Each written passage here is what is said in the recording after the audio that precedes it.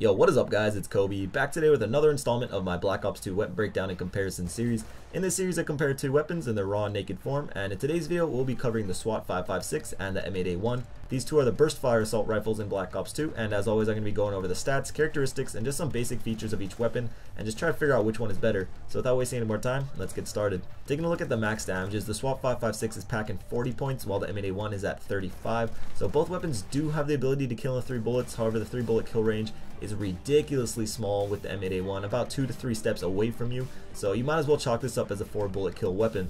Now taking a look at the long range damage of the SWAT, this is where it gets kind of confusing. After the patch, the SWAT was supposed to take up to 6 shots to kill at long ranges, which means it would have to have at the most 19 points of damage long range. But if you want to test out the weapon, it never takes more than 4. Even with a silencer, 4 shots to the chest will take him out, which is obviously a good thing if you do enjoy using this weapon. It is crazy powerful, and if you're accurate with it and have a good shot, it'll never take more than 2 bursts to kill an enemy, even across the map. The long range damage of the M8A1 is also a tad bit confusing because of its inconsistency. I like to think of it as a 4 to 5 bullet kill weapon, but occasionally it just seems like enemies of the freaking Walking Dead are coming at me and eating like 5 bursts rather than 5 bullets, but overall it's still a pretty good medium range weapon. Moving on to the rate of fire, the SWAT is considerably lower at 550 rounds per minute compared to the M8A1 at about 760 rounds per minute.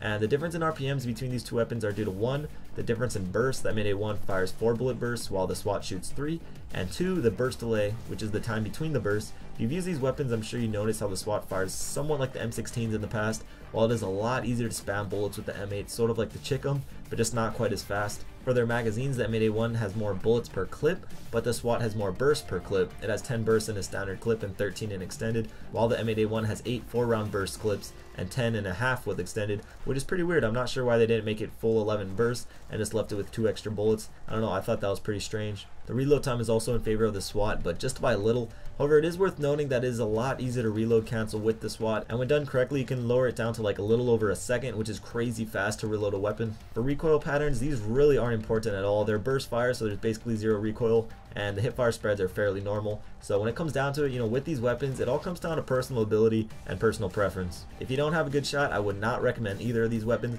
but if you have a pretty decent shot, it still depends on your playstyle. If you like to stay back, keep your gunfights long range, I'd recommend the SWAT because of its ridiculous power. But if you're really aggressive and plan on seeing more guys in like medium to close range, I'd go with the M8 because you can just unload a lot more bullets a lot faster. But what do you guys think? Which gun do you prefer? For me, I'm an M8A1 kind of guy, even though it does drive me crazy sometimes when I get like 50 hit markers, but overall it's just a better gun for me. But let me know what gun is better for you in the comments down below. But that's the end of this comparison. If you have a suggestion for the next one, feel free to leave that in the comments as well. Also, if you enjoyed the video and want to support me and support the channel, likes are always appreciated. But anyways guys, that's it for today. I hope you enjoyed this quick little video. Check out my last 2 videos if you want, and I'll see you guys later. Peace.